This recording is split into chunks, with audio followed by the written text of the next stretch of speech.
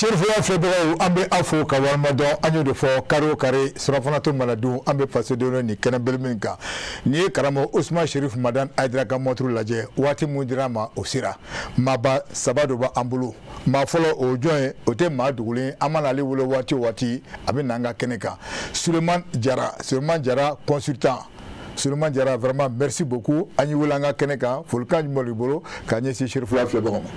Eniche Bukele, ma ERFO folo, ka infirefo, be Sheriff la TV barakela befo, ka mi rekra sababu nyuma mbo fo no Sheriff Chokoroba ere, ka enfle baga befo, ka malien befo, ala kani sababa be. Mi. Merci beaucoup Eniche. Ma flana ofrate ma dougulé amana le wolo wati, il est toujours disponible. Monsieur Mamadou Dia, juriste consultant. Monsieur Dia, vraiment merci beaucoup. Fulkan Molibolo Kanye Sheriff February. Ben me folo qu'il faut ibaranyo infre ko fo ani auto jekulu belajele kamboronyo be fo yano kamalde belajele fo konna ani kelemala. OK. Vraiment merci beaucoup Idia. Ma samana ofrate madugule amana de wolo wati afana be nanga keneka Ismaïla Berti consultant malien de la diaspora. Monsieur Berti, vraiment merci. Fulkan Molibolo Kanye Sheriff February.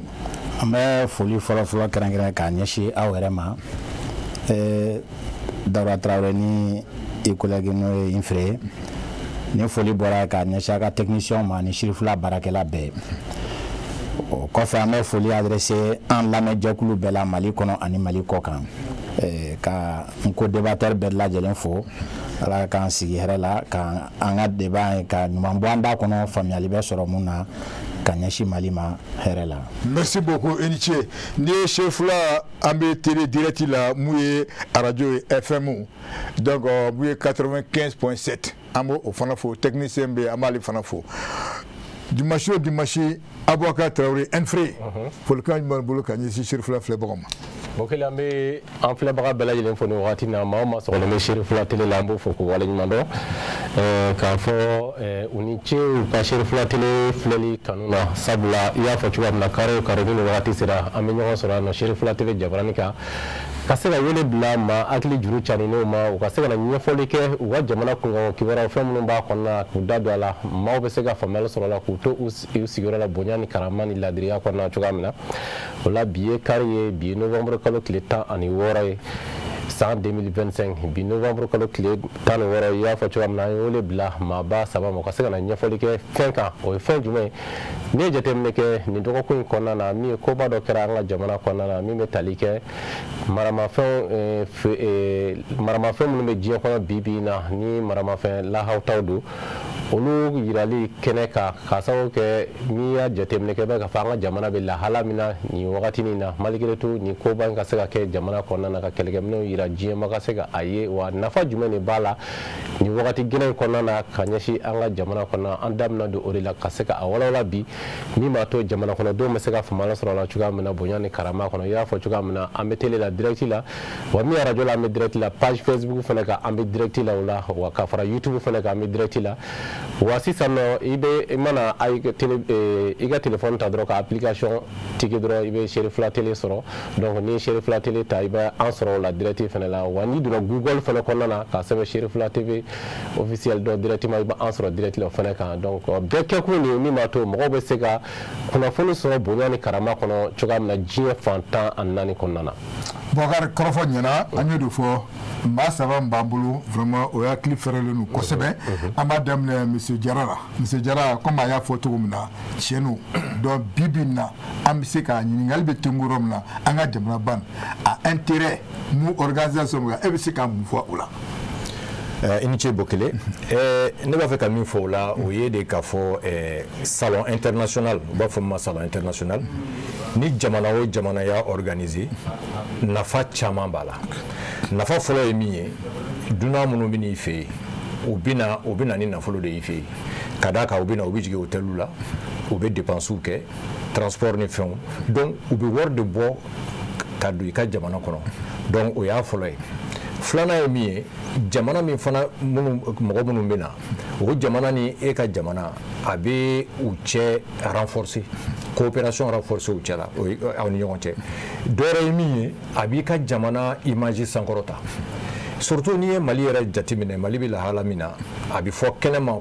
kuma caman k'a fɔ ko gɛlɛya bɛ Mali la donc k'a fɔ ko nin ɲɔgɔnnajɛrɛ belebeleba sera ka kɛ Mali la nin wagati la donc o bɛ Mali image améliorer kɛnɛma donc o fana ye dɔ ye dɔ yɛrɛ fana ye mun ye an b'a dɔn Mali ni Turki an ka jɛ tɛ bi ko ye ni nin yɛrɛ tɛ Turki bɛ deli ka na exposition kɛ Mali la min tɛ maramafɛnw ye donc o exposition i b'a sɔrɔ o de ɲɛna donc o de y'a to sisan se nana kɛ maramafɛnw ma bon maramafɛnw ninnu fana exposition filɛ nin ye bon Mali ni jamana fila wɛrɛ bɛ jɛ la n'o ye AES donc a bɛ AES mɔgɔw permet Turkiw fɛ maramafɛn façon jumɛn b'u bolo u qualité ye jumɛn ye sari ni maramafɛn kuraw don olu ma deli ka min ye ce sera l'occasion AES jamanaw k'o ye Mali la o ma se o ka wuli ka taa fɔ Turki donc a bɛ sira surunya donc Turkikaw sera ka na n'u ka maramafɛnw ye an fɛ yan ka n'a yira an na bon a nafa dɔ tun bɛ sɔn ka kɛ min ye o ye de n'anw fana ka jamana kɔnɔ ni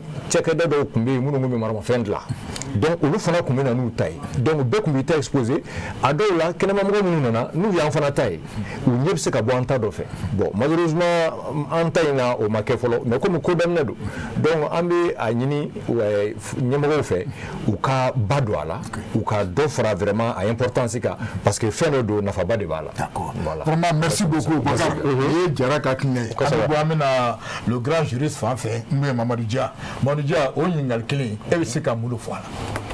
Bon ka da monsieur Jara ka kuma kan ne yɛrɛ b'a fɔ n ko Mali autorité Mali jamana Mali kumana diɲɛmaw fɛ ni salon in exposition in cadre kɔnɔna la ka kuma diɲɛma fɛ k'a yira k'a fɔ ko ɲɛnamaya bɛ Mali la a normal la comme on dit la vie continue au Mali Mali a yɛrɛ ye min fɔ dunanw bɛ na u bɛ jigin hôteliw la u bɛ transportw de kɛ k'a yira k'a fɔ ko ɲɛnamaya b'a tourner Mali kɔnɔ normalement la foyi ma jɔ Mali kɔnɔ Mali ye o communication de kɛ k'a yira diɲɛmaw la filanan ko Mali datugulen tɛ parce que n'i y'a mɛn salon international o b'a yira k'a fɔ a dayɛlɛlen don diɲɛma bɛɛ ye o misaliya ye mun ye n b'a miiri délégation 50 ɲɔgɔn de nana o délégation 50 la jamanaw ka cidenw b'a la ministres b'a la ministre de la défense yɛrɛ de ka ca la kosɛbɛ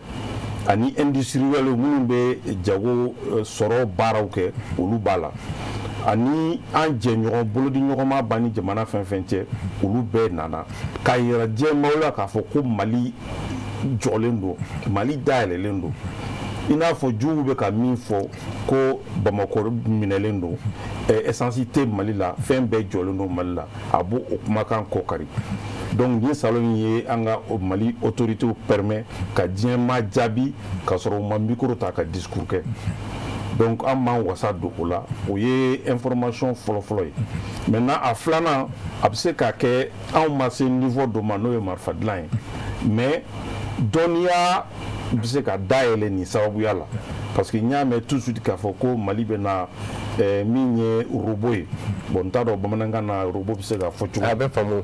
donc min ye robot ye Mali bɛ na o dilanni don ba la kosɛbɛ bon a bɛ n'a to kɛlɛkɛminɛnw fana nouveau modèle yanganen kura minnu bɛ yen nɔ olu fana bɛ se ka don Mali fɛn kɔnɔ o tɛmɛnen kɔfɛ ka bɔ yen salon y'a yira k'a fɔ Mali ta ka segin ma jɔ parce que u ye salon kɛ Bamakɔ ka tila k'a kɛ espace ba de kan a bɛ kɛ dugu jukɔrɔ k'a yira diɲɛ bɛɛ la k'a fɔ ko foyi tɛ Mali kɔnɔ tout va bien au Mali ka tila ka minɛnw donni ka taa fo Kulikɔrɔ ka taa testu kɛ ka maramafɛnw essayer ka yira maaw la donc bɛɛ y'i ka tɔmɔta tuma kɔnɔ maintenant a bɛ na da dɔ fana yira yɛlɛ an ka opérateur économique cɛ sɔrɔ sira kan bolodi ɲɔgɔnmɔgɔw bɛ na bɔ a kɔnɔ donc dɔnniya fana caman bɛ se ka yɛlɛma ka na an fɛ yan cogo min na n'a bɛ se k'a fɔ ko transfert de technologie donc saro wa saro na sini u y'a daminɛ fɔlɔ ka taa essayement kɛ je crois k'a kɛra école de police la o ma kɛ mina yira ye o de diyara ɲinan ta nana kɛ salon international ye donc an b'a bisiki san wɛrɛ ta peut-être que dɔnniya bɛ na yɛlɛma dɔw bɛ na yɔrɔ u sigiyɔrɔ kɛ Mali yɛrɛ ye donc a sabanan ye mun ye jamana caman bɛ Mali ka yɛrɛma hɔrɔnya in sira ɲɛɲini na a y'o fana caman ja gɛlɛya n'i y'a ye Nigeria délégation bɛ yan n'i y'a ye Ghana délégation bɛ yan Soudan délégation bɛ yan u bɛɛ nana n'u ka ministre de la défense de ye ka na kɛlɛkɛminɛnko ta fan fɛ ka na souveraineté ko Mali ye min ɲɛna Mali bolo ka se k'o nɔbɔ cogo min na donc a bɛ Mali yanga Mali bɛna kɛ tɛmɛsira de ye n'i bɛ fɛ ka i ka yɛrɛma hɔrɔnya misali ta k'a di diɲɛ ma donc a b'a to Mali jugu aw ye Centrafrique président ka discours lamɛn k'aw ye kunnafonidilaw ye a ko ale ka wari b'a kun a taara k'a bɛ taa minɛnw san européen ko k'u tɛ minɛn feere a ma a ye taara Youssouf a ye minɛn san k'u ka na u dege formation na u ko k'u tɛ se ka formation kɛ a obligera ka segin ka taa Youssouf ka n'u former a filanan ye min ye a yɛrɛ ka président IBK ka hinɛ la a ko ko an ka wari b'an kun an ko k'an bɛ taa minɛn san u ko k'u tɛ minɛn feere an ma bon Mali y'a yira k'a fɔ minɛn sanni yɛrɛ dama tɛ minɛn bɛ sɔrɔ anw yɛrɛ fɛ yan nɔ bɛɛ ka n'a lajɛ donc o ye politique diplomatie ba de ye Mali ye min ta k'a yira diɲɛmaw la ka juguw daminɛ ne y'o de tɔmɔ nin salon in kɔnɔ. Ok, vraiment merci beaucoup Bakar. Et monsieur Dia ka hakilina ye an bɛ bɔ an bɛna Berté fan fɛ Berté o ɲininkali kelen e bɛ se ka mun fɔ. N b'a fɔ alhamdulilahi rabil alamina une grande victoire pour la diplomatie militaire. Une grande victoire pour la diplomatie militaire. Pourquoi d'abord? Parce que ben wagati où sincèrement on entend sur le plan international Bamako toy donne de Bamako encerclé l'Indo. Et tout le monde sait bien, surtout moi quand on voyagé là, Gela Mumbe bi kana Mali konona la compagnie mena era tête mais jamana worokan. Mais avec tout ça, la diplomatie militaire sera quand on a monde mobilisé, quand on a pays mobilisé. Salon era contexte tel la diablé, qu'a fait salon de l'armando. Mais à Bena Wati moment, Wati de Bena Kodjougou. Parce que ça, on pouvait au monde entier, c'est pas parce que le Mali était désigné comme un pays infréquentable. Chancellerie d'Amadobe, non, où le bec a demandé il y a quelques semaines qu'on a ressorti ça non nécessaire Bekabo. Comme si toutefois Mali était bien avant. Au même moment, ni avec Aye, que Jamana ou Beka Kunda au camp, salon un contexte positif sur quoi c'est ou là. Donc on est avantagé Europe Makodo. Dina se ka foyi da jarani jaka kuma in kan ka tɛmɛ nin yɔrɔ kan parce que le volet économique à ko la ça c'est je peux dire très peu parce que an bɛ yɔrɔ min na i ko bi effectivement n'a danna ni insécurité kuma in kun t'a la o impact caman joué a la n'o kun t'a la i kun bɛ jamana caman opérateur économique fana nalen. Mais comme par des solutions, plus particulièrement au ceux qui sont dans les domaines militaires. Mais c'est quand même une victoire pour la diplomatie militaire. Okay. Donc je crois bien, débat qu'on a là, j'espère à la question de la à côté de qui personnellement que je trouve nous comptons amna soufana. Il n'y a pas de problème. Merci. Ok, Jara, ni jatemne ke ba ka fo Turku de fanga bwana sabula oluka mino ni nana ka se ka yira jamala. Ni femi yira ne fle abora ka fo sa jamana chama ne nyon soro Mali konana ni koina. Turku ko ni mina yirali an nafa jumene Turku ko sa nafa jumene soro ni konana ni koina. ɲininkali diyara n ye n'i y'a jateminɛ déjà Mali ni jamana wɛrɛw bɛ jɛ la n y'a fɔ cogo min na AES donc nin ye AES marché dayɛlɛlen ye Turki ye fɔlɔ donc Turkiw b'o nafa sɔrɔ filanan ye min ye AES fana bɛ Afrique de l'Ouest donc Mali dun bɛ Afrique de l'Ouest cɛmancɛ de la donc n'i ye ka salon kɛ Mali kɔnɔ a bɛ komi n'i ye i ka fɛn yira Afrique de l'Ouest bɛɛ de la donc Turki bɛ se k'a jigiya k'a fɔ ko sisan Afrique de l'Ouest jamana bɛɛ u bɛɛ b'a dɔn bi maramafɛn façon jumɛn bɛ Turki bolo a bɛ nafa jumɛn ɲa a efficacité ye jumɛn ye donc nous y'o dɔn maintenant jamana bɛ b'i ka choix kɛ nka le fait que u sera k'u ka maramafɛnw gɛrɛ Afrique de l'Ouest jamanaw la o ye avantage ba de ye donc Turquie b'o avantage sɔrɔ ensuite Mali ni Turquie cɛ a bɛ an ka coopération a b'a améliorer parce que pour le moment an ka coopération c'est vrai u ka minɛnw bɛ na o bɛ feere sisan maramafɛnw farala kan mais coopération tɔ bɛ kɔfɛ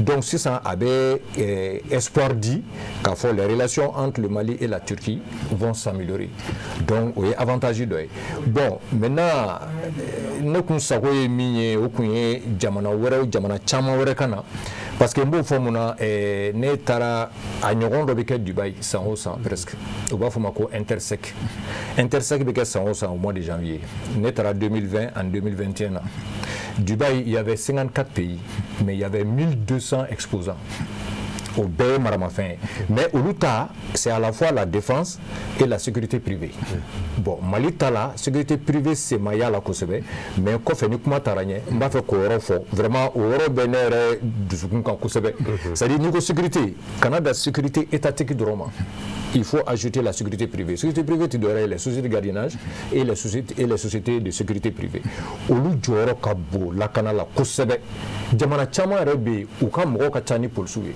voilà donc n bɛna o kuma ɲɛfɔ kɔfɛ il y a pas de problème ok donc monsieur Dia ne sen ko o ɲininkali kelen tɛngu e la Turkiw ye nin min kɛ nin ye sisan nɔ a bɛna nafa jumɛn las'u ma minnu yɛrɛ bila ka n'u ɲɛsin Mali yɛrɛ ma bon ne b'a fɔ yɔrɔ min na ne b'a bila partenariat gagnant-gagnant minan kɔnɔ o min bɛ Mali ka taabolo kɔrɔ depuis comment on appelle souveraineté retrouvée kan na Mali ko k'a ka partenariat bɛɛ bɛ kɛ gagnant-gagnant ye ni ma fili fewu Turquie bɛ OTAN na bon je mets en parenthèse mais je crois que ce qui est sûr u kɔni bɛ Union européenne kɔnɔ voilà donc u bɛ Union européenne kɔnɔ en même temps u bɛ OTAN na n'u sera k'u to o la ka tila ka na Mali la ka na ni ɲɔgɔnna baara kɛ n'u ka kɛlɛkɛminɛnw ye figurez-vous que Union européenne maaw tɛ fɛ an ka jamana ninnu ka kɛlɛkɛminɛn san Union européenne maaw tɛ fɛ abada an ka jamana armée k'u kun bɔ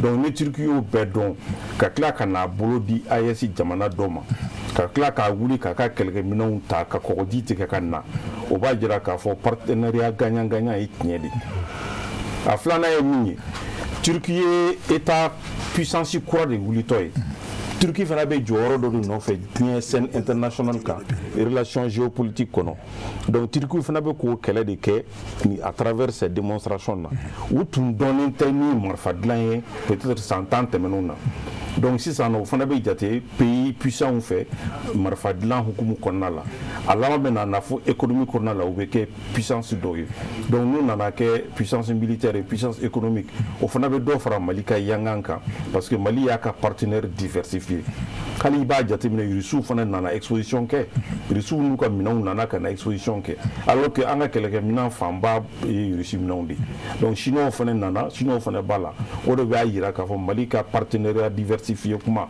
o ye tiɲɛ ye donc la Turquie en profite sur la scène internationale le Mali aussi gagne en termes d'image ka a ka yanga a ka yeleku diɲɛ bɛ k'a ye ka tila k'a ka mon frère de la diplomatie militaire affirmée sur le terrain o tɛmɛnen kɔfɛ Mali bɛna na kɛ point focal de ye ne i m'a ye Soudan ni Nigeria ni Ghana hali CEDEAO min bɛ ni Mali bɔrɔtɔra ka bɔ ɲɔgɔn na CEDEAO maaw y'u ka délégation bila ka na hali Mauritanie min ni Mali bɛ ɲɔgɔn na soutien terrorisme na Mauritanie fana nana donc o b'a jira k'a fɔ le Mali devient comme le représentant l'ambassadeur de la Turquie pour les autres pays qui aspirent jamana minnu bɛ fɛ ka Mali souveraineté sera ɲɔgɔn na tɔgɔ ma ok parce que we o t'ale la sinon Union européenne donc ni ma fili voilà donc tu la wa pour le moment dama yɛlɛ o ye donc min ye o ɲininkali kelen monsieur Berté n b'a tengo e la donc min ye Turkiw bɛna nafa jumɛn sɔrɔ nin na a ye ja bɔra k'a fɔ sisan malgré OTAN na malgré nin kumaba in bɛ ka fɔ Mali ma donc n'i ye jateminɛ kɛ olu yɛrɛ ka nafa bɛna kɛ fɛn jumɛn na ou bien peut-être Mali kɔnna k'u ka drone minnu san k'o yira n'o ye nafa lase Mali ma ni diɲɛma bɛ ka kulo la mun y'u bila ka na Mali la ani a nafa jumɛn lase olu yɛrɛ ma voilà bon o yɛrɛ de ye ko in na importantement yɔrɔ ye parce que dans cette situation stratégie bɛɛ b'a yira Turquie ye gagnant ɲini na ka tɛmɛ anw kan anw ta période de bɛnna dɔrɔn sinon n'a wagati bɛ yen n'a salon fɔra ne ɲɛna k'a ka ko de la ne b'a fɔ n ko j'étais pas d'accord. Pourquoi? Parce que les lobbies des armes olu tɛ foyi fɛ balawu kɔ. La Turquie cherche aujourd'hui à s'imposer sur l'échiquier international.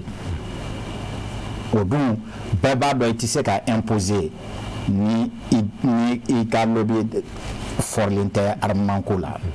Donc le Mali étant, comme il l'a si bien dit, le centre Afrique de l'Ouest qu'on a là, et puis qu'elle a imposé le Mali kan, c'est un bon moyen de montrer combien de fois Turquie kan maintenant n'a qu'un main. Mali est dans ça là, Mali est dans ça là. D'un de deux, kulebe ka kɛ ko Mali ka drone ne bɛ ka se ka effort ba kɛ ni drone yɛrɛ tɛ minɛn ba fɛn fɛn yira la o si yɛrɛ tɛ ka fɛn ɲa nin kɔnɔ parce que kɛlɛkɛminɛn bɛɛ n'a a ka kɛlɛkɛyɔrɔ de don char tɛ se ka mototigiw ka kɛlɛ kɛ n'i ko char ka taa dugu dɔ bon i ye char bila a ka baara la a bɛ se ka fantasinw cɛ ka o protéger ka taa n'o ye terrain kan mais drone bɛ se ka wuli ka mototigi mɔgɔ tan duuru jɔlen bɛ yirijun dɔ kɔrɔ u b'u ka plan labɛnna a b'u localiser a bɛ se ka t'u bon a tɛ se troupe ka déployer a tɛ se ka fɛngɛ o drone na ɲuman bɛ mun considérelen don diɲɛ kɔnɔ Turkiw ka marque b'o la a ka efficacité yira a vérifiera terrain caman kan a yira ko Mali ye sanu k'u fɛ o la Turquie va gagner au côté là. D'un de deux, Turquie va gagner sur le plan géostratégique et géopolitique pour imposer bien qu'on a toujours mené passer bancaire à Turquie qui a do autant. On a comme la Sarkozy qui l'a imposé l'Union européenne que Turquie était là. Mais il a fallu l'arrivée d'Erdogan. Kana yira k'a fɔ yɛrɛ Turquie bɛ se ka k'a yɛrɛ ye fɔ Union européenne yɛrɛ mago bɛ tila ka jɔ Turquie la. Au jour d'aujourd'hui, la Turquie ne regarde même pas l'Union européenne. Parce que pour ceux qui voyagent un peu, il y a Mercedes pièces fin non fait, il y a Turquie, il y a ça. Dans mon bas, il y a mobile tout le fin non fait, il y a Turquie, il va fabriquer, il y a ça. Il va finir fin yana, il va bosser na la Kosouni, à Sakou, Nanama, il y a Turquie, il y a ça. Turquie a été un grand marché. Turquie taille là. On a été développé. Donc, est-ce que c'est un développement industriel non, ils veulent s'attaquer à puissance sur les mouillés, ils imposer les mouillés, nos armées, nos armements, ou quoi, ils vont à la conquête. Au point où pour le moment, ils ont beaucoup à gagner dedans. Parce que fin nana, acheter problème d'ota doka du kono. Nigeria fait problème B. Tchad fait on n'en parle pas. Soudan on n'en parle pas. La Mauritanie on n'en parle pas. Ni Moutama Wouli Folo au Tabes là. C'est un vrai business qu'ils ont ouvert. Ils sont gagnants. Très gagnants même. Et en conséquence de lobby des armements organisé au Kana Ika Jamana Konobi Sigina. C'est vrai. Ou ben exposition beke. Marché est tiré comme dans n'importe quel business. Relation mounou magobe mounou na alanga malien do drone do exposé. Anga jakite quoi là nous ka fait une vidéo RK ou do ou exposé. Mais pour le moment Turquie est gagnant à 100%. Ni ko jatem na ma wakati na ko bi. Les pays parlent de l'AES seulement, les pays de Sahel, l'OES, Sanimouke, Turquie, ni Chine, ni Russie, là, fait quelqu'un maintenant. À défensif, Belka, Sanimbe 100% qu'on a la liste depuis 2024 qu'à c'est Bima. À Djamana, Kilingilin, Bébé, Sanina, nous, Djamana, ça va y faire. Donc, c'est une bonne occasion pour la Turquie de nous montrer que nous, mais c'est qu'à faire un fin d'ama, à technologie, nous on a développé les sinon meilleurs même, en c'est qu'à dire. Donc, aux Turquie, ils sont gagnants. Okay. Mais moi, j'ai une question. Berthier, oui. Nous sommes sur le plateau, oui. Mais je crois bien qu'il y a des domaines qu'on connaît. Mais je ne sais pas si Rome là, ni Koba Moukerani. Est-ce que conséquence c'est à quoi faire? ama nasiro yɔrɔ ma fana m'o fina ni wagati nin tɛ komi a tun bɛ ka yira bɛɛ la k'an ka jamana a bintɔla yɛrɛ don jamana datugura c'est à quelque chancellerie bɛɛ bɛ k'a fɔ i ka mɔgɔw ka bɔ n'o wagati nin tɛ n'o de fina ko ne kun tɛ kɛ salon pour la j'allais plutôt parler des effets négatifs qu'à tɛmɛ positifs kan pourquoi parce que lobby d'armement ninnu bɛ balo kɛlɛ de la u tɛ foyi fɛ ni kɛlɛ bɛ yɔrɔ min na tɛ kɛlɛ bɛ e baara wagati min na i t'a dɔn yɛrɛ i ka jamana envahilen don i t'a dɔn i ni mɔgɔ kelen min yɛrɛ don maliyɛn si tɛ se an b'a fɔ mun da mana bɛn mun ma i b'a fɔ dɔw b'a f'i ɲɛna ko terrorisme dɔw b'a f'i ɲɛna ko djihadistes dɔw b'a f'i ɲɛna ko bingannikɛlaw dɔw b'a f'i ɲɛna ko bandiw dɔrɔn de don ko et puis tubabuw b'u kɔfɛ donc i bɛ tɔgɔ bɛɛ mɛn a la an t'a dɔn wagati min na ani mun yɛrɛ bɛ ɲɔgɔn na tellement que u y'an ka jamana k'a ɲini an b'a a minɛ cogo min na yɛrɛ yɛrɛ de ye o wagati kɔnɔ n'i ye kɛlɛkɛminɛn feerelaw n'i y'olu ta k'olu ka na o y'a yɛrɛ bɛ ka jiba di kɛlɛ ma i bɛ ka barikaba don kɛlɛ la parce que olu bɛ balo o de la n'i y'a mɛn ko États-Unis ye première puissance mondiale ye o tɛ min foyi dilan ni bananen don o bɛ furakɛli kɛ ko jamana baden jamana caman yɛrɛ b'u ɲɛ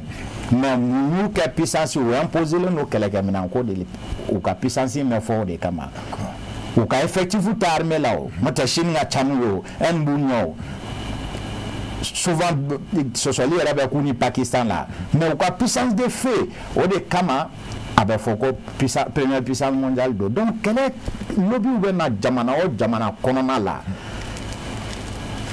o b'a kɛ ne ye cogo min na a bila i kun na dans ce salon qui dit que ali banbagaciw ka transaction kɛlaw tɛ se ka na ka taga contacti ta le salon est ouvert à tout le monde.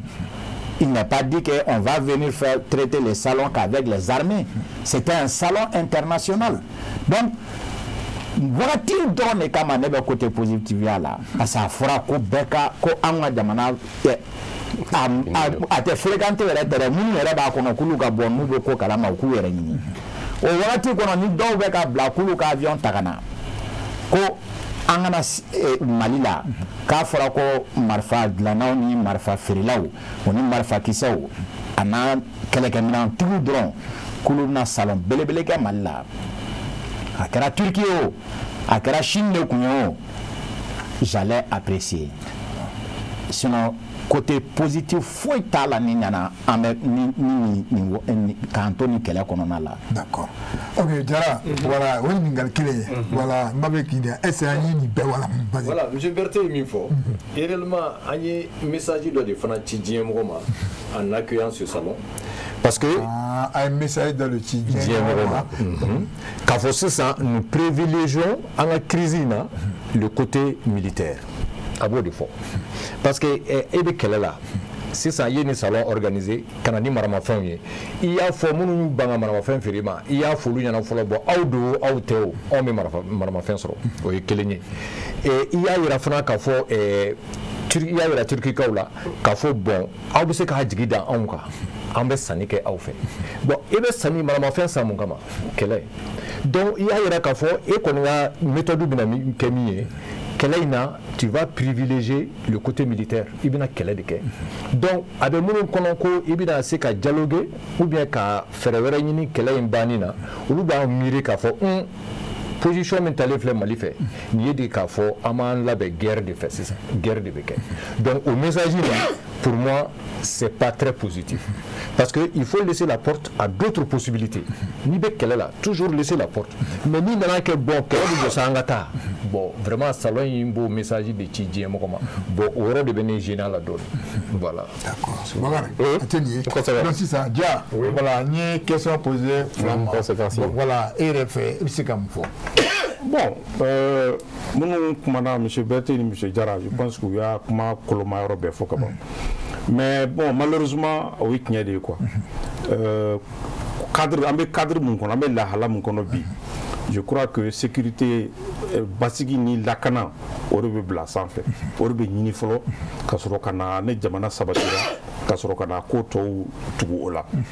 donc ko ni bamanan ɲuman ni sa bɔra ka bere mun to i bolo i b'o de kɛ ka kusi donc ni ye jaabili dɔ Mali ye jaabili dɔ de kɛ diɲɛmaw ye n ye min fɔ kuma fɔlɔ la aw banakaw tɛ kɛlɛkɛminɛn di an ma ka sɔrɔ hali an ka wari b'an bolo an b'a jira diɲɛmaa la comme le dit Berti aw don aw tɛ an bɛ kɛlɛkɛminɛn sɔrɔ ne y'an diya yɛrɛ an bɛ se ka hali an débrouiller sisan ka kɛlɛkɛminɛn dilan ni a fɛɛrɛ sɔrɔ ni an ka jɛ ɲɔgɔn ye donc Mali ye partenariat gagnant-gagnant mun bila a ka taabolo la a b'o o kolo sigi bon malheureusement u ye côté minnu fɔ a la o fana bɛ a kɔnɔ a bɛ kɛlɛ sankɔrɔta mais min ye réalité ye diɲɛ bunakun kan n'i y'a mɛn bi puissance kɛlɛkɛminɛnw ko don ne bɛɛ ko ko américains ye première puissance ye américains ma guerre 13 ou bien guerre hakɛ dɔ kɛ k'u ye bɔra gagner la ni min ye mais u ka kɛlɛkɛminɛnw minnu développera u fɛ bibi na mɔgɔw bɛ sɔsɔli la ko Russie bɛ u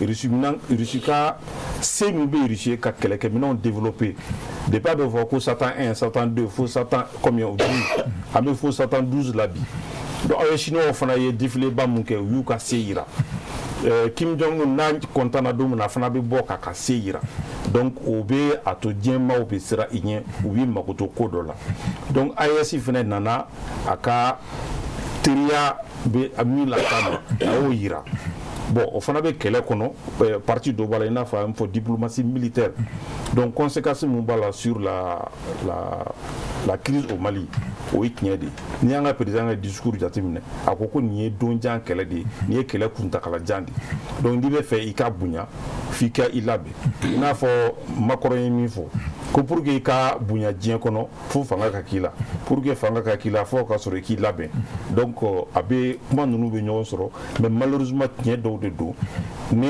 développement ye sanga sɔrɔ ka ɲɛ sɔrɔ ka tɛmɛ kɛlɛ kan o de bɛ diɲɛ lafiya mais malheureusement i ka sabati kɛ fɔlɔ ka kɛlɛ kɛ ka fanga sɔrɔ ka sɔrɔ ka développement tugu o la. Bokar mun kunkolo di min ne la dɔɔni c'est à dire que o da magara fɛn dɔ la ko OTAN i y'a faamu ɔ pourtant ni OTAN ka lajɛ c'est à dire que jɛkulu mun don vraiment o tɛ bɔ ɲɔgɔn kɔ i y'a faamu mais est ce que la Turquie là comme a yɛrɛ y'a fɔ cogo min na n'a kɛra n'o bɛ OTAN kɔrɔ est ce que a kunkolo dimi est ce que danaya bɛ se ka sinsin o kan wa monsieur Dia.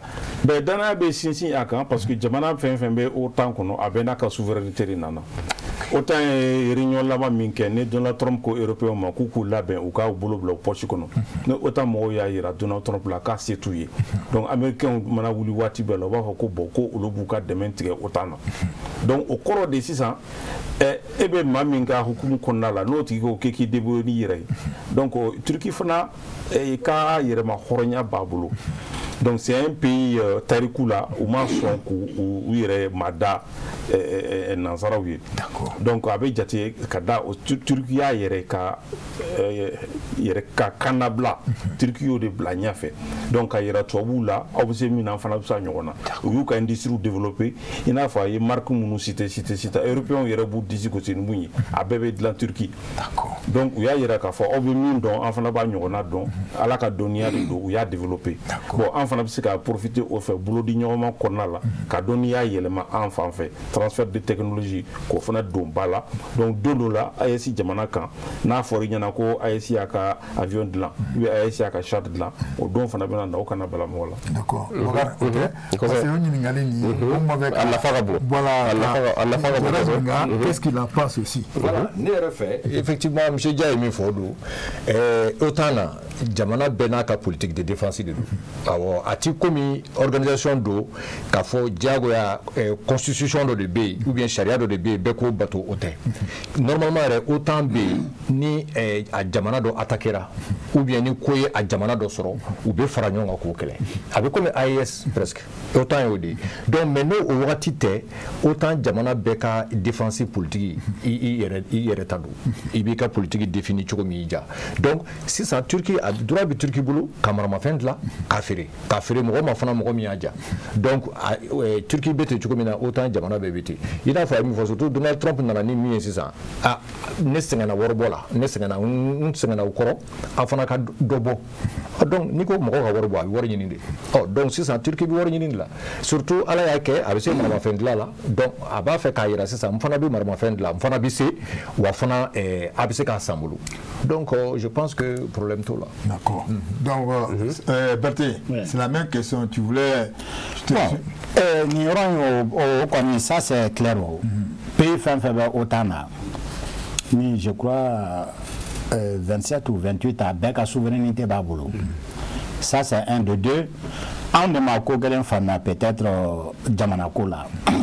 Jamana multi Moshi ou te Moshi ta qui est doye ou bita ou Luka Nafa. À toi de chercher aussi qui ga Nafa défend. Note de Bachar père jusqu'à Bachar, il échoue au boulot. Mais c'est un vrai terroriste qui était à tête comme Blalendo a pris. Qu'on a sera qu'à faire. On a au ka demain kana Bachar ka pouvoir bi Bachar quel est exil la tourni jamana du mana réussi là mais Poutine a sommet Boama pour au Tchèquelin qui est le président de la Syrie aujourd'hui qu'elle reçoit parce que l'influence de la Russie c'est que la Russie gagne en Syrie Tchèquelin ni dawara avec nanano de kafo même nana soro anwa kele anga jamana yi mais an nana sɔrɔ teriyaw ni sani feere sira minnu b'aw ni ɲɔgɔn cɛ n'i m'a ye ko fiɲɛ b'a la n'i ma ne ɲugun don n yɛrɛ la ne tɛ fɛ ka maga o contrat si la bɛɛ bɛ to a nɔ la jamanaw ni ɲɔgɔn cɛ intérêt de bɛ o mais anw de bɛ ka a bɛɛ don ɲɔgɔn na maliden minnu m'a faamuya k'a bɛɛ don ɲɔgɔn na cogo di ne mana wuli bi mais an ka crise juru yɛrɛ ta k'a lajɛ crise énergétique i b'a ju ta k'a lajɛ jamana ɲɛmɔgɔw tɛ o parce que ni jamana ɲɛmɔgɔ ni e ne ka ɲɛmɔgɔ ye n'i bɛ ka sira dɔ ta ni anw jɛra e y'an mɔgɔ naani tɔw ɲa ɲɛmɔgɔ ye e bɛ ka sira dɔ ta n'anw naani saba sera ka na fɔ ko nin sira in a t'an na se yɔrɔ la a bɛ kɛ gɛlɛya an ma e yɛrɛ bɛ se ka gɛlɛya sɔrɔ mun na ɲɛmɔgɔ ni ɲɛtaga b'i kɔnɔ i b'i jɔ ka i ka mɔgɔw ka kuma in lajɛ mais maliden bɛɛ de donna an taara otage la groupuscule dɔ dɔrɔn fɛ groupuscule dɔ dɔrɔn ka vanter ka kumabaw ta i b'a dɔn Europe bɛɛ maliyɛn faralen ɲɔgɔn kan mun bɛ Côte d'Ivoire o ka ca n'o ye ça veut dire que Mali ni Côte d'Ivoire ti jamana ye ko olu bɛ se ka bila ɲɔgɔn na ko sanni feere bɛ taa tiɲɛ o ye faamuyabaliya dɔrɔn de ne ta ta y'i ka taji ye ne ta ye n ka wari ye e mago bɛ wari la ne mago bɛ taji la c'est-à-dire an bɛ bɛn prix dɔ de la n'an ma bɛn prix ni a transporter cogo la an bɛ sigi an bɛ négocier de an bɛ kuma de mais ka dusu ta i b'o yela anw dɔrɔn de la n'o tɛ jamana ninnu mago t'o la ninnu b'u ka survie a yelen don olu tɛ se ka marifa Turquie tɛ se ka marifa dilan k'a b'a feere anw dɔrɔn ma o n'u k'u bɛ u bɛ hali u ka drone a bɛ feere la occidentaux ma u ka drone mana taa o t'an ka mission na o t'an b'a san de o u ka organisation b'a san de o parce que drone ka efficacité testera drone a dɔnna k'a fɔ pour le moment ni jamana dɔrɔn de ta b'a ɲɛ n'o tɛ a bɛ tɔ bɛɛ ɲɛ donc au jour d'aujourd'hui j'ai une question d'intérêt de d'accord j'ai un muscle droit ok donc voilà Jara donc ne bɛ ɲininkali min tɛ wele c'est est-ce que salon in laɲini min kun ɲinina a ko la est-ce que laɲini wasara wa bon n'i ye ne ɲininka o la ne b'a fɔ n ko a bɛɛ ma wasa ka d'a kan n'i ko sécurité n'i ko lakana i ko jamana ka lakana i ko privéw ka lakana y'o bɛɛ de donc ni zen lakana sina état dɔrɔn ta ma donc o ye salon in porté surunya ne yɛrɛ bolo n y'a fɔ cogo min na Dubaï Intersec mɔgɔ mɔgɔ bɛ taa o salon na i b'a sɔrɔ i bɛ taa défense kama mais i bɛ taa sécurité kama même société privée minnu bɛ sécurité kɛ olu bɛ taa yɔrɔ la ne yɛrɛ taar'o de la société privée dɔ de ne bila ka taa bon i b'a ye fana k'a fɔ minɛn kɔni sécurité minɛn kura mana bɔ sécurité kan i b'a sɔrɔ Diba ye donc ne fɛ Mali la BAMEX a organisé li la Mali tun k'i hakili to a ka sécurité privée la gɛlɛya dɔ bɛ sécurité privée ka Mali la Mali ɲɛmɔgɔw kan k'a lajɛ i b'a dɔn sécurité privée de bɛ jamana yɛrɛ sécurité dafa n bɛ misali d'i ma ambassade so minnu bɛ Mali la jɔn de b'u kɔlɔsi gardien de don gardien de don peut-être souvent ambassade kelen bɛ yen u bɛ finitigiw bila yen policiers bila yen mais a bɛɛ ye gardien de ye mɔgɔba fɛn fɛn dunanba fɛn fɛn bɛ Mali la gardien de b'u ka da la mɔgɔba fɛn fɛn bɛ Mali la a bɛɛ bɛ kɔlɔsi gardien de fɛ ani hôteliw ni fɛnw donc n'i y'o jateminɛ o de ye sécurité privée gardiennage vigile ni a tɔw donc o sécurité privée u fana mago b'a la ka minɛn dɔw san Turquie bɛ se k'a dɔn par exemple ko fusil à pompe bɛ sécurité privée mɔgɔw bolo Mali la des fusils à pompe a b'a ye souvent service dɔw da la a bɛ dɔ ye i b'a fɔ ko commando de don marifa b'a bolo mais soldats tɛ dɛ c'est des sociétés de sécurité privée donc o mɔgɔw bɛ yen u bɛ marifa san u bɛ caméraw san u bɛ radios san u bɛ sécurité minɛn caman san donc ni BAMEX sera k'o fara a ka baara kan o bɛ fisaya kosɛbɛ a b'a to parce que n y'a fɔ cogo min na anw tɛ maramafɛn dilan Mali la yan donc entreprise tɛ yan ko min fana bɛ se ka i ta bɔ ka bila Turkiw ta kɛrɛfɛ k'a fɔ nin fana y'an ka fɛn dilannen ye mais sociétés bɛ Mali la des sociétés privées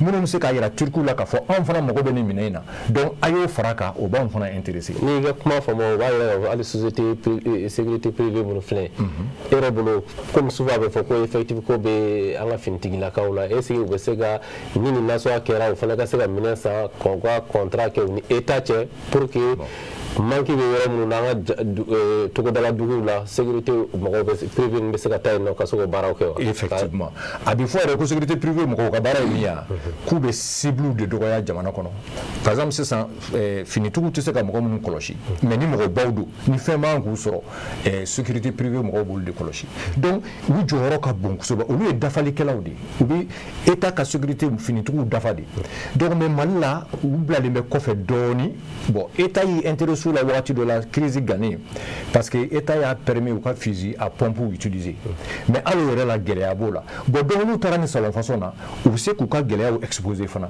et État fana bɛ se k'a lajɛ n'a bɛ se ka solution min sɔrɔ a la mais an bɛ Mali bɛ lahala min na État an ka ɲɛmɔgɔw k'a dɔn k'a fɔ sécurité privée vraiment u mago b'a la n'a organisera ka ɲɛ k'u professionnaliser u bɛ se u jɔba bɛ sécurité la Mali la u da lakana la Mali la. mais Bokar yɔrɔ dɔ la Jara bon bɛɛ n'i ka faamuyali de dɛ parce que moi je me pose la question e ye mun fɔ nin a tɛ se ka an kunkolo minɛ kosɛbɛ parce que tu viens de dire yɔrɔ dɔ la que mun nana ka na fɛn kɛ c'est étatique e y'a faamu parce que Dieu y'a fɔ avec Berthe mɔgɔ mun nana kɛnɛ kan c'est le ministère de défense des pays i y'a faamu bon donc ni ça c'est entre eux eux-mêmes i y'a faamu bon donc e ta nana sisan société privée est-ce que a tɛ se ka kɛ a débat wɛrɛ parce que je ne vois pas leur place ici dans ce truc là o ye fɛn organisation voilà ni ɲɛ to o ka olu jɔyɔrɔ la a la parce que an ye mun ye drone kuma b'a la et puis ani marifa c'est tɔgɔ jɔnfɛn ça c'est purement. bɛ se ka ɲɛfɔli parce que yɔrɔ dɔ la fɛn fɛnɛ Berthe fɛnɛ kuma dɔ fɔ yɔrɔ dɔ la ko a bɛ se ka kɛ hali ni minnu bɛ kɛlɛ dɔw bɛ se ka na ka na u fɛn na ka se ka na maramafɛn san donc pratiquement ni ɲɛfɔli bɛ se ka n'o y'a sɔrɔ société privée jɔyɔrɔ bɛ a la ou bien État dɔrɔn de don. est-ce que société privée jɔyɔrɔ bɛ mun kɛra nin sisan est-ce que ça c'est pas après est-ce que ils ont leur place ici. ne kɔni ne ye min fɔ BAMEX o ni Intersec a bɛɛ ye kelen n'i ko sécurité i ko sécurité étatique et sécurité privée i tɛ se ka sécurité ou bien n'i bɛ précision wɛrɛ di k'a fɔ c'est la défense et la sécurité étatique n'i ko ten mais n'i ko sécurité en général i bɛ nin bɛɛ de fara ɲɔgɔn kan. parce que s'ils ont dit sur ça. non c'est vrai que c'est une exposition d'armes de défense voilà. Et de sécurité. Par exemple, Marfa Talawa. Les sécurités privées utilisent les fusils. Bon. Nous utilisons des fusils à pompe. Et maintenant, il y a même un débat sécurité privée où là, nous va faire qu'à Foko les fusils à pompe. Quand tu as un fusil à pompe, il n'y a pas de Kalachnikov. ton fusil à pompe n'est pas efficace. Donc on va faire Kamini Marfawereka Daraouye qui peut faire face à un terroriste. D'accord, bon, ça c'est à la longue, hein? Exactement. C'est notre débat. Voilà, envisager sécurité privée, parce que avant tout, on fera Turquie ou Bandokambia, sécurité privée, bien. Et puis nous, maintenant, ils peuvent contacter la sécurité privée. C'est une exposition. Ok. Ben, monsieur Dia, la objectif est-ce que à Sabatira ni salon bané ko fait. Bon, ne mi famille dron ni mi fo ko na be ke iba bla hukumu do de kono. Salon sigira hukumu kono. Je crois que à préparer la tigera hakina bora armée militaire ou ta fan là de là. Sécurité privée oui, mais comme il jibe do ko la don de. N'a fo salon on a testi do école de police là. On est nyana au boulot et puis Mali est sani munu ke nous il y a résultat nous sur Mali ka terrain ka. On a une cette fois-ci que il y a déterminé diplomatie la jamana chama be kana Mali là. Soudan nana Tchad nana kana teme Mali fait ka irisuka jenyoya nyini. Donc abe nani hakliye ko est-ce qu'en tant que Mali la kanga armu dado yele pour que avec ina fo vitrine façon do ko. Donc, sécurité privée, il faut que, est-ce que Mali ka Sharia a développé la sécurité privée développée l'ima. Sécurité privée Mali là, est-ce qu'il y a marias beno ou ka barake ni marfouye. Donc, au Eurofana kanka jatimine, Danika fo kibe a développé tout de la kasoro ani jamana kono Sharia be fonyon. Je crois que pour sécurité privée pour qu'il y ait d'aile, il y a licence d'État. Et puis pour que il y ait élément ka marfa fene mara o fana seben krengerne de be diba donc o beba dira ka fo me fleli ke kata sharia ta côté fa fait bon comme ma à la bema à sege vérifier folo mais je crois que bara don kan ke o yoro là peut-être que deuxième salon là abina daele kasi aussi o lu fana be tomota do tomo akono exposé on fana manana visiteurs mana remonter munu mana bola peut-être c'est wéro na tola fana se ko yoro fana ta en compte mais krengrene là ambe date muna sa en novembre 2025 retombé mon salon là au Mali ka image ni fo Mali ye jugu de jabi kasura ma communiquer ke ma micro ta ka kuma ka yara jema la que Mali nyanama ya bi Mali kono duno mi se kana unana avion de là ou dans un mobile de kono ka yala taji ko mu Bali donc restaurant be no hôtel ou be no la vie continue au Mali donc je crois que ne mimi a kono au be Mali wasa kosobe ani mon frère mon fo diplomatie militaire au succès salon bané ministère de la défense en fait dans la délégation là à Betara et en la minute de la défense bara audience là donc le code il y a mon peut-être ou pays ou gundo alendo et publiquement mais talenye fa bina dia kosobe keneka alors ça oui ça d'accord je pense que Djara ça c'est une solution que tu voulais faire parce que sinon il y a une loi les sociétés privées de gardiennage et de sécurité existent au Mali et il y a une loi qui les gère loi B donc il n'y a aucun souci par rapport à ça et c'est des gens qui sont utilisateurs de certains produits de Bamex. Marfa Mumbe, ils peuvent les utiliser, les caméras, les alarmes, et comment on appelle, les gilets, tout ce qu'il y a. Sécurité sécurité privée, nous devons utiliser. Donc, nous, ce mois-là, c'est une perte. D'accord, je pense que comme autorité,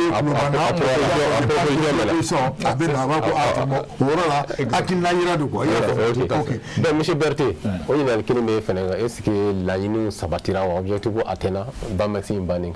Bon, Bamex Banning, anti ka ne kelen pe la k'a fɔ ko laɲiniw sabatira fɔlɔ parce que pourquoi pour le moment ma déclaration officielle foye au niveau du ministère de la Défense k'a fɔ même que le Mali a profité de ce salon ka technologie dɔ san accord dɔ kɛ ani Turquie cɛ maintenant do glanina mais Berthe dia kuma tigɛ est-ce que là quoi c'est pas secret défense non secret ni salon grand international et tanton secret to la parce que bɛɛ de b'a ka wa puissance yira olu nana u ka puissance yirali de kama an minnu ye sanni kɛ n'an bɛna u ka drone technologie de san anw fana b'o yira diɲɛ la de u k'a dɔn k'a fɔ Mali tɛ consommateur gansan dɔrɔn ye et d'ici l'an 2027 hein. À partir de 2027 an bɔ fili la parce que an caman bɛ ne intérêt an bɛɛ bɛn an ko mais nin yirala nin o tun ka nin kɛ gundo la comme secret défense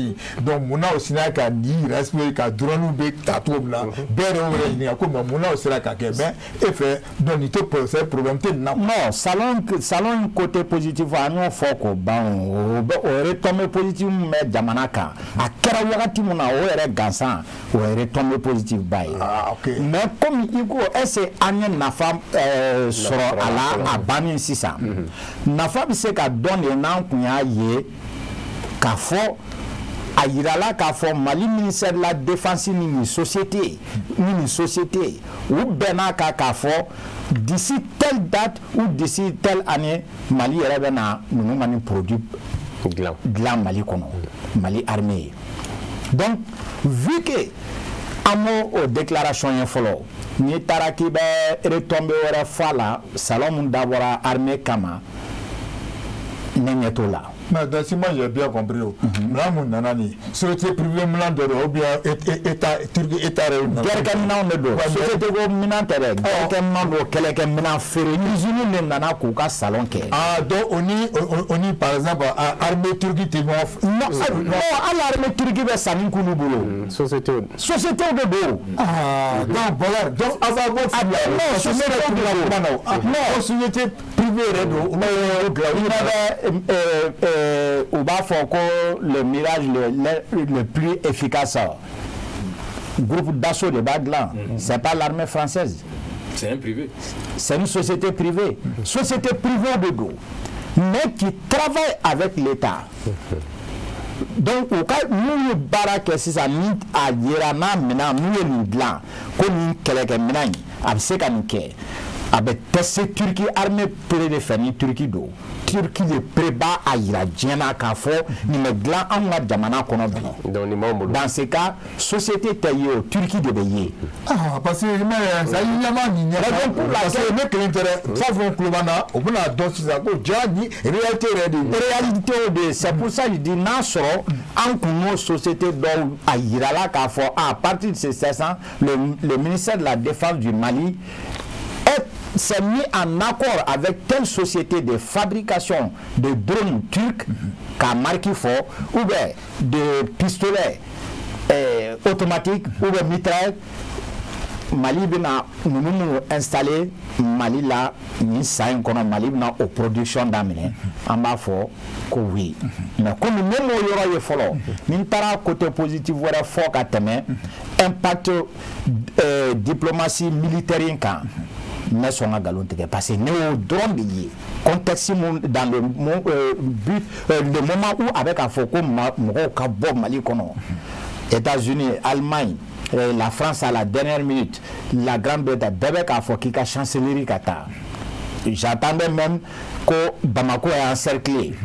Abeta. Au Wagati kono, la Turquie aussi a pris un grand risque.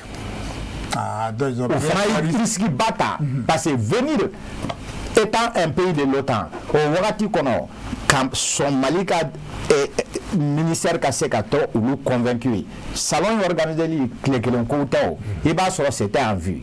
Mais vu le communiqué de ces différents chanceliers, la Turquie pouvait dire en bas et repousser. Mais sinon on a pu Kaseka imposer faut qu'à Ken Wagati kono. Sur ce côté, la diplomatie militaire a vraiment gagné. À tout de la famille non, il y a des fanabora peu consommateurs à drona. Vu qu'on s'est montré un pays, pas en guerre seulement, un pays qui est prêt pour la guerre. Parce que ça va organiser l'union finale, le lobby des armes là où l'autre faut faire qu'elle avait reminako. Ou à dire puissance fin fait fort, à bête jigima balendo ou de camp. Ou l'uni lobby pharmaceutique nous nous goni, diaboulou de boulot. Ou bien banao labo ou bien fura labo ou bien banao créé ou bien kumbe nous fana be kele créé kele ta yoro ou lui yɛrɛ fana ka expérience te développer kata na a fura bi ko sisan drone kelen bɛ wuli ka taa mission kɛ sɔrɔsiw kan ka tile joli kɛ yɔrɔ min bɛlɛnni na minnu ni fɛnw dévier la ka taga il y a quelques années o kun tɛ yen donc industrie des armes ninnu fana bɛ balo kɛlɛ bɛ yɔrɔ minnu na de la an mana bɔ consommateurs la an fana ka a lajɛ dans les négociations n'an bɛ ni salon ba sugu ninnu organiser an k'a kɛ fana Mali ka côté armée fana ka fara dans la sous-région parmi les pays producteurs kan Mali artisanat bɛ se ka vraiment ko caman kɛ marifa dilan na société privée je suis gérant d'une boîte je sais bel et bien ce que Jara voulait dire 80% des boîtes de sécurité achètent armes industrielles yɛrɛ sɔrɔ a tila bɛɛ b'an ka artisan ka fusil à pompe ninnu de san i bɛ minnu y'u bolo jɔlen ta a tila bɛɛ an yɛrɛ ka artisan ma. C'est pas normal. Non, c'est pas normal. Pourquoi? Parce que c'est normal. Pourquoi? Dans le contexte actuel, faut thème Mali bolo.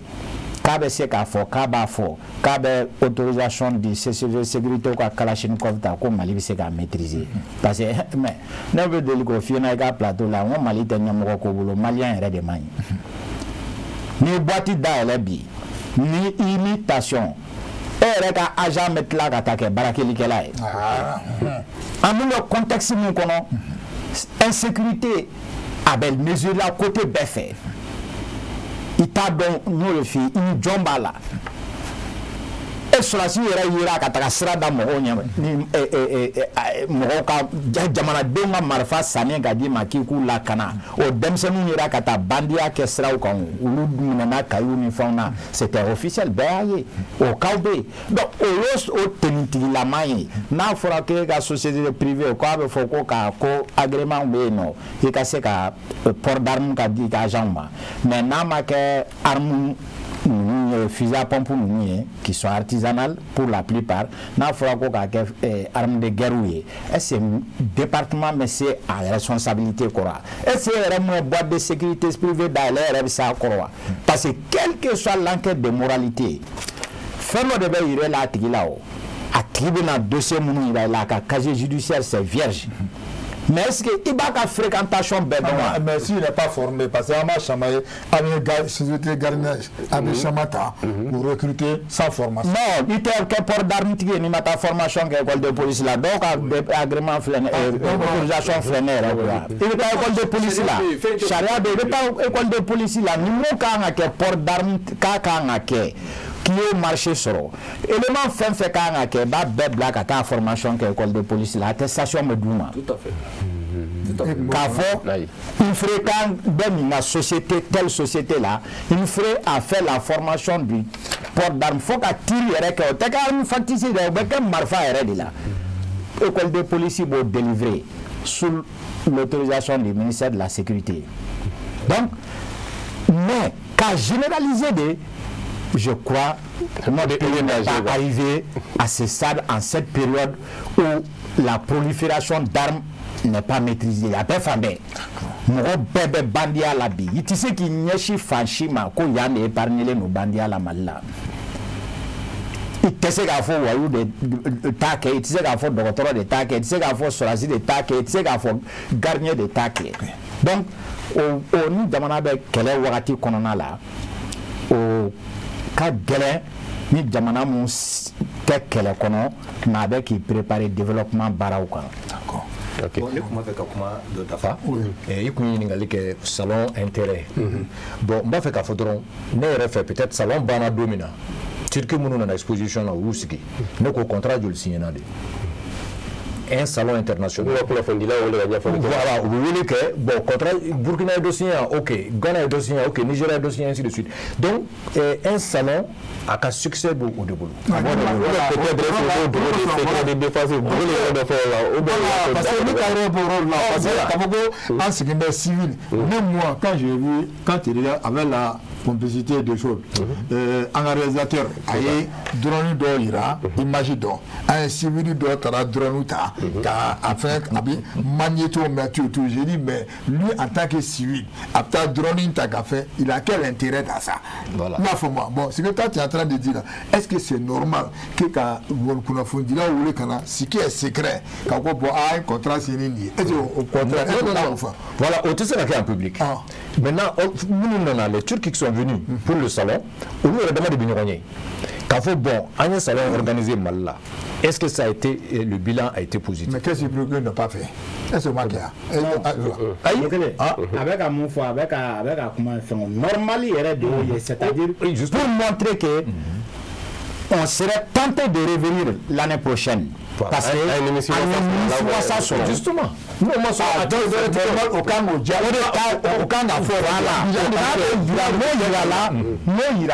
cela prouve carrément. Nous, le Finango, on a montré qu'on est en guerre et on va à l'offensive. La communication de l'intérêt. On a ira avec quel kono. Wa mugo be quel barake, quel kemina barake. Ambo anulumna je kanas. Nogonye bake mali kono. Nogonye mbeta wule muna de. O fana manga dogo jugu chamani musomana. Non. Dogo. Ah, d'accord. Dogo. Influence, il va devoir impacter là-haut. D'accord, tu voulais finir, puis je vais donner la parole à toi. Voilà, Aïman, tu m'avais qu'à faire le bilan. C'est quand le bilan sera jugé positif que doit réorganiser. Notez, il est jamana caractérisé chukuchu. N'a bena min qui fait n'a ya ye ka fa kan na fabreta la iba ya kobi dablaw. Mais ni salon organisé le mal avait justifié ni fin du mendidi. Bon, Mali koni ba fait ka souveraineté de ira en matière d'équipement. Mali ya ira ka fo mo wɛrɛw b'ale bolo min a bɛ se ka marifa san minnu fɛ kelen filanan ka yira ka fɔ Bamako bi cogo min na sisan i bɛ se ka na Mali la baasi t'i la. Donc n'a damé au flamand. Le Mali a gagné. Le Mali a gagné. Mais Turquie sorota jumɛn? Turquie ka sorota de nana n ka minɛnw yira minɛn 100 bi 9 sana. Donc an ye contrat signé ani mɔgɔw cɛ u bɛna an ka minɛnw san. O ye expression min kɛ nin est ce que o y'a yira k'a fɔ k'u nana de ka na feere kan ou bien u nana ka na yira de. A kun tɛ k'a fɔ dɔrɔn nin m'an bolo dɛ. Mais pour qu'an ka samara sɔrɔ. Ils sont pas venus marifa lajɛ kama o. Sinon ne y'u connecté sisan nɔ i bɛ marifa lajɛ. C'est à dire que Dia ye mun fɔ c'est un d'abord pays de l'AES. Bon ou bien Dia. Bon de l'Afrique en totalité. C'est-à-dire que on va chunga sumaya. Merci. Ni y'a jateminɛ salon in labɛnna fo ka taa se a dɔgɔdali ma maa si ma bɔ a kalama jama kɔni ma bɔ a kalama. Voilà, tu vois là. Fɛn min don jugu de b'an senkɔrɔ jugu de bɛ k'an filɛ hali n'i y'a ye salon bɛ ka labɛn Mali la waati min na kɔgɔji kɔfɛ u ye communication ganka Mali bin n'u da ye. Au bɛɛ peut-être analyse sera c'est-à-dire de l'autre côté de la Méditerranée tubabu jamanaw communication mun kɛra France 24 RFI kan français fɛ Occident fɛ ka Mali bin n'u da ye ka tasuma wuli Mali la o bɛɛ peut-être ka salon in saboter maaw ka siran ka avion ta ka na Mali la analyse sera kan an bɛ se ka bila o hukumu kɔnɔna la ne ka faamuyali la d'abord marifa fɛn filɛ nin ye a tɛ san i n'a fɔ i bɛ taa su butiginin na ka taa minɛn san ça ne s'achète pas comme des petits pains o ye ne ka faamuyali ye voilà pourquoi ani exposition vente tɛ kelen ye dɔɔni exposition dabɔra feere kama mais feere fɛn min don a tɛ san ka bila poche kɔnɔ ka tɛmɛ donc ale tɛ kɛ i n'a fɔ foire tɔw bɛ cogo min o ye ne ka faamuya cogo ye filanan ye niveau min ye industriel minnu nana Turquie la ka bɔ exposition minnu na exposant minnu nana olu de bɛ se ka taa compte rendu kɛ u ka jamana kɔnɔ an taara Mali la a kɛra tan Mali jamanaw Mali armée de bɛ se ka compte rendu kɛ an ye ou bien Mali diplomatie de bɛ se ka compte rendu kɛ peut-être semaine nata ka yira k'a fɔ an bɔra phare kɔnɔ a kɛra tan mais min ye contrat d'armement ye droite ninnu bolo bi u ka déclarer k'a fɔ ko an taara Mali la exposition na karisa ni karisa ye nin contrat in signé parce que les contrats d'armes sont des contrats classés secret défense. A tɛ se k'a fɔ télé la k'a fɔ an nana Mali la Burkina ye minɛn san Nigeria ye minɛn san non a tɛ kɛ ten mais olu bɛ kɛ gundoya de la et puis peut-être que a contrat tɛ signé foire kɛyɔrɔ la foire mana ban tuma min na ne délégation bɛɛ taara i ka pays la c'est des questions de millions et de milliards donc u bɛ taa jamanaw kɔnɔ les contrats sont signés entre l'état des pays demandeurs et les industriels les fabricants donc o contrat bɛ signé à un autre niveau. Bon, relation prise de contact de beta ka carte de visite ou di ka adresse ou di ka contact tout ta et tu sais kana fo foire banen ka fo ni sanike non donc ne ka famille to la salon réussira a ma réussi on b'o dɔn deuxième édition de la ala sago aw sago mais a bɛ se ka justifier cogo di hali bi ni salon sugu justifier fɔra o ko bannen o Mali y'a yɛrɛ jɛmaw de la Mali datugulen tɛ Mali ma bin Bamako encerclelen tɛ dunanw nana u jiginna hôtel de kɔnɔ u ma bɔ u senna hôtel la ka taa fɔrɔ kɛyɔrɔ la u tilara ka bɔ Bamako ka taa fɔ Kulikoro essence ko b'u bali la vie continue au Mali. Diplomatie militaire mina y'a fɔ c'est la diplomatie militaire qui a gagné par ailleurs. Donc jamana ye jugu de jaabi ni salon ye a bina si bina a tɔmɔmina kɔnɔ. Voilà. Donc e yɛrɛ bolo Bamexing fɛnɛ a dabɔra min kama a sera à hauteur la. Très bien ne bolo a kɛra a nana a natuma la a sera à hauteur la bɛɛ y'i ka tɔmɔta tuma kɔnɔ. En second point, oui, je ne sais pas, il y avait un point sur mon frère Diarra. Il y a un discours de l'intervention de la télé là. Que l'armée malienne va ouvrir une section robotique. Au cas salon interview mon cara télé là. Ama kalangwadia salon robotique. Salon robotique. Salon robotique. Département bara bonda do keren robot de l'année et robot développé li kama Mali armée fait. Voilà. Il y a mes discours de là mais bon. Si on sait qu'à fond il y a même mais misali dima. Il va sortir ça immeuble d'obé. Anana fo ko terroriste yo bombu do ala mais bombu une explosif folo robot de bebla téléguidé mo de ba manipuler ka do immeuble ngono ka ta fuye ka do bombu yoro na le de yo so abi bombu explosé mo te do immeuble be ci donc mo te do c'était que mo ou bien na yala la na e bombu caméra de bala donc les gens voient la bombe où se trouve la bombe avec état d'humain la minuterie n'a pas explosé ça bien à 15-10 minutes ou c'est qu'à boulica de chocolat qu'à faire donc au robotique donc tu envoies des robots faire un travail à la place des humains c'est pour économiser les vies les pertes voilà abato choube droya quoi ça dit robot ta barada ok ana madeni kangata mais na madeni tara aller se kafara mais fin c'est que robot peut-être robot bi tient robot rabita voilà comme ça les joubou be tout qu'on les fait exactement robot voilà il dit robot bla peut-être robot fitini peut-être à dimara la mabu insecte là a pas comme un drone a ta munu abouye mais ou taillé a signana donc on va soit et vous filmer là-bas donc tout ça c'est la robotique militaire. Non vraiment en plus le bon Dieu nous c'est là c'est bien tu vois tu voulais dire quelque chose donc la question fait à toi de dia et faut savoir est-ce que salon sera à hauteur là mo siglo ka femme kono akola il se gadim si ça sur là. Sincèrement sur le plan militaire il y a rien à dire. Sur le plan diplomatique, je l'ai dit et je l'ai redit, diplomatie militaire a fait un grand coup. Vraiment. Au côté FLA, moi je sais qu'à fort, qui va impact négatif fort à Konona là. Je sais quand même, nous nous voyons coûter car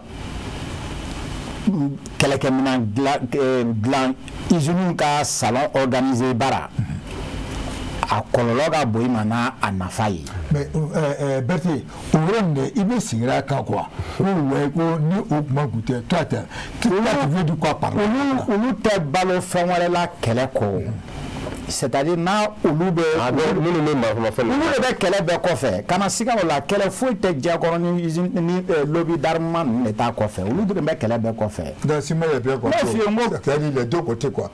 oui que ça soit de notre côté que ça soit du côté de l'ennemi. 80 an bɛ marifa mun yira olu de b'a bɛɛ kɔfɛ. mais ils vivent de ça. Les grandes puissances là ils vivent de ça. Lobby bɛ feere mun kɛla ɲina maramafɛnko la jateminɛlikɛlaw y'a fɔ k'a fɔ États-Unis de 2024 ka se 2025 ma olu de jɔra ni maramafɛn mun bɛ ka utiliser diɲɛ kɔnɔ 49% ye a tɔ o ye mun feere 51% o tilalen don an bɛ ka Russie mun fɔ an bɛ ka Chine mun fɔ olu yɛrɛ ka feere fanba kɛra Afrique de l'Ouest jamanaw de fait. Bon, moi je voulais que pour me mettre à l'aise là. C'est que tu veux dire aujourd'hui là, nous le Mali, on a un contact direct avec la Russie. Donc c'est-à-dire en mettant face à la Russie au Bolobi. Donc l'ennemi qui est en face là, il passera pas par la même voie que toi, mais il va acheter les mêmes Kalachnikov là, il va acheter chez les Russes, les mêmes balles là, il va acheter chez les Russes ou d'autres fabricants russes. Ici, c'est qu'à Dlankata dit à payer tiers d'homme. Est-ce que je peux intervenir? On va parler. Kosani na afarako minando minera ko quelques minutes sera fini ni arranger ni manteau ni ballon gonflable nous ko finir be kala tout ça là ama faut communiquer la ka bora Asie jamana do ça c'est la Guinée non information est remontée là. 4 000 paires de tenues, 4 000 paires de rangers, des macarons, de ceci, de cela. Ben, usine d'eau de Oudlan. Comme c'est là, il fait qu'on drone une fois. Au lieu de va quoi faire, au lieu de ballon de là. C'est en tournant comment on se comprend pas. Donc autant c'est question d'intérêt. Non, mais c'est quand même c'est pas ça. C'est-à-dire il va dire ma ferima, il t'a indien, mais ni ennemi nana, ma ferima afana. Ce qui se gère de fille. Ils ont tissé qu'à labo fana, ils ont régiler nos chariots de là. Ils ont tissé qu'à marfa la boca à ferrer, madé. Ou tissé qu'à Kelegamina na boca à ferrer, madé. Faut que tu menes Jamana. Ou bête te menes Jamana, mais Jamana fana ben mou sort. Ils ont une taxe sur une fauna. Jamana bode yo. Mais Jamana te bladien kono. Qui boye officiellement Koubek à Kelegamina ta. Koubek ta dit tien qu'elle au monde. Alors, tu vas faire Jamana vraiment.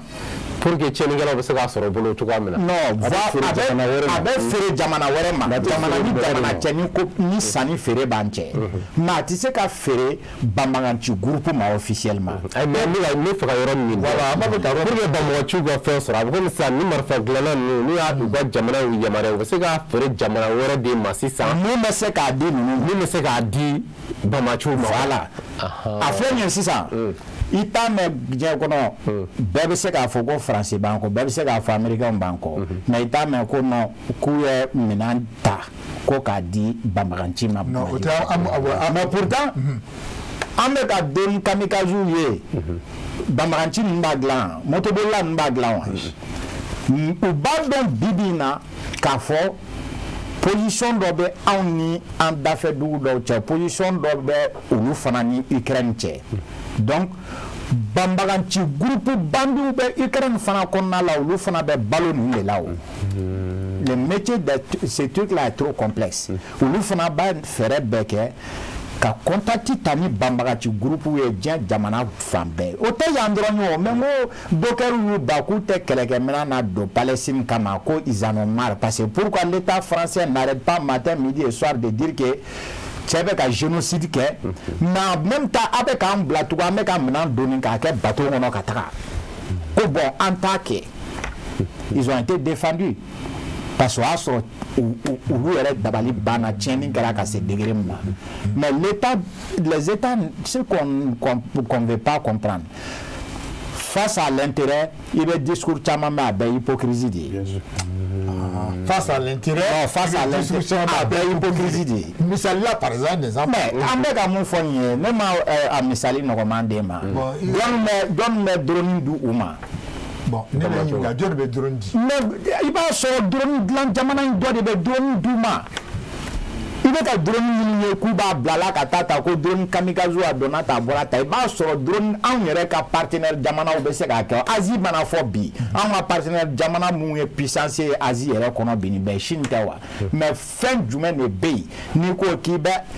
Tate bokele glambi chini ne kan sigilen to ngone ni te malien beba fe ne be fa kwa ta glan ka jaw be ten glan ka mugu ne ma ka fo ko na carton ko me malla mena carton mena ta ka ko no ya ta na carton man ta chini kana Maintenant, carton, la carton qu'on a. Le monde, ce n'est que la mafia, ce n'est que jungle. Mali la maman fait qu'à banco tient des cafés, qu'on fait ennemi qu'à boire à Iran, ou bien qu'à avouer qu'on est des jouets. Dans la taille, Ennemi va réformer mon qu'il est c'est à nous. C'est le trafic. C'est à nous de jouer la diplomatie. Le mot que je cherchais, trafiquant d'armes. Voilà. Trafiquant d'armes, c'est des individus, mais il va sur le tas qu'elle est là. Il va sur ni Maramafon fournira, ou le but sera là. Voilà. Il y a des trafiquants d'armes. Il y a une carte d'aide. Bertie, Dia, Ani, c'est quoi, Dia. Donc, au Moufana, au Mona Salon, donc qui soit. Non. Et même par ailleurs, il doit y avoir un TCS sur la soudoua. C'est pas des conseils militaires. C'est n'est pas un armoun tagnon photo tanoué. Mais, où nous faisons un contexte, où la carte de visite ou sort. Nous, carte de visite ou sort, où ne pas dire ou contact comment ils peuvent se mettre en contact avec ces magasins d'armement. Ou comme maintenant, sur le Tchoudi. Avec leur facilité de Mali, t'es bien, mon frère. J'ai compris maintenant. Non, c'est ça que sur le. Tu vas te mettre le Jamana. Tu vas te mettre dans le fait. Jamana. Jakwa de. Donc, on Jamana do fait avec complicité. On va intérêt comment on va complicité là. Mais moto nous flag à boli. A duna me glan en an d'affaire Jamana indokono. Avec bon Tchoudi. La Kalachnikov. Avec bon Tchoudi, va monter et rabita soula, mais va sa keshu de konomi. Nous m'a keshu soroka monter Tchoudi. Kasoroko, ka fabrication kala ko ka fait un soudé à la. Mais moto me soro Tchoudi. Moto me na Tchoudi. Et avoir dans mené follow comme non comme Mali et moto na Tchogo don on met la moto me soro. Yaewa. Donc c'est pour te dire amba jate mneka fo. La guerre seule n'est pas la solution. Il faut ouvrir la voie aussi. Dialogue be se ka kemuna. Un problème bas salon et mina fa bena wakati mako yoro drone jarani. Un problème bas muni. Anya yame guerre kono wa antema yame guerre kono drone tere guerre imposée ranka wa me guerre ke mais anteka alternative were da eledi. Parce que on crée jamana befana de ni on me ngona to bu taka nogo to bu be passer au doigt de feu. Mais tu sais qu'à Ntofo Mbarake et la soro, mais elle nous a couvert mais non a et nous mandi. Mon père me boega do kono, nous ko la sema o kan kon maro la de. Anta en sera qu'une diplomatie militaire. Je dis haut et fort que c'est à féliciter. En sera que tu connais dans la diplomatie au niveau du ministère des Affaires étrangères d'attaquer. On a causé dans ça, on a ennemi donc. Mais ennemi du maire, Mali Bolobi. On a ne tourné donc il n'a pas tourné sabanani before. Terrorisme doit. Ame wuli dra ame terreur créé ame jamana don jati ame tieni ka ame jamana amabla problème na o doa jadi su doa o be jadi kala mun kelen pe kama jamana mun de dino kono o doa o mogote bandi tukuru do ne doa amantangini ou be ame fe ka Mali kla flyer mo de doa mo chita don pi kibiti boloda kise kan ko non ko Mali ta il faut pas se dire en guerre de il faut une diplomatie flexible aussi. On a beau rigidité, on a karikata, anima kelente nyokona. Il y a trop de zones d'ombre dans cette histoire. Bamexi nana wakati la passé. Akunira la mourir à thème de colonel mana de Bamexi semaine madé. Mais avant de prendre les billets, même mes enfants me disaient mais dans quel contexte voilà nous comme message dans la nouvelle moi internet à nuit et jour il m'appelle. Mais il était bon on dit que on va fermer même les chancelleries bébé kabolikata tu cherches quoi là-bas? Oh hey. Chancellerie de Bégatara mais ça ils sont les étrangers moi je suis chez moi. Nous nous te contexte qu'il est là mais bébé fille. Et ça avait reçu. Turquie est sonna, n'est son Turquie, c'est un pays aussi mafieux que beaucoup de pays. Mais dans Rwanda, non. Pourquoi c'est un pays mafieux? Mais non, quand on a débat, sinon la Turquie aussi, c'est un pays mafieux aussi, même si on est monanina, ou est risqué tanina. Le fait que nous avons impact économique sera là, on a impact pas sur le plan diplomatique. Et sur Boussara, Ali Malien Monument Kofolo et Aklinaka. Parce que n'est pas salon et la nega photo, ta nega chim, mon fleur, ne Bamako menene no aéroport et les sera là. D'accord. Bamako m'a mené. D'accord, donc, solution. Voilà, donc, la solution est mise dans Bamexi et messager Minchi, nous est pratiquement en bas là qu'elle a des faits. Quelle est des solutions pour le moment au messager, bon, n'est fait au messager qu'on a fallu. Car c'est vrai, on dit qu'elle est, mais il faut que c'est comment il faut que on gagne mon coopérer. On a armé, on a eu là nous sommes prêts s'il s'agit de se battre entre nous. Mais on a comment nous fait. Comment nous début joli bon jour. Au débat tout ni quel da saraniser atibuli. Il va dire que ni quel la bana takaprena. Au quel avec la kaouli parce que ne takapre ne a datu là.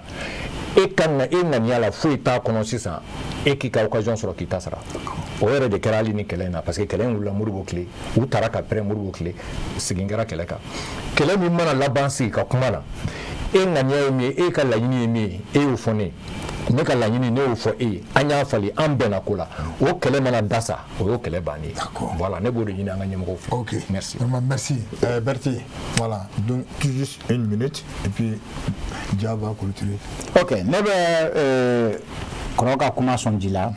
J'ai toujours dit débat bɛ la non gagnant foyi tɛ kɛlɛ la mais ni kɛlɛ imposer'i kan jagoya kɛli ye n'an sera wagati dɔ la an ka kɛlɛ in a sera sa an ka sigi ka kuma k'o daw yɛlɛ dɔw b'a f'i ɲɛna an ni jɔn bɛ kuma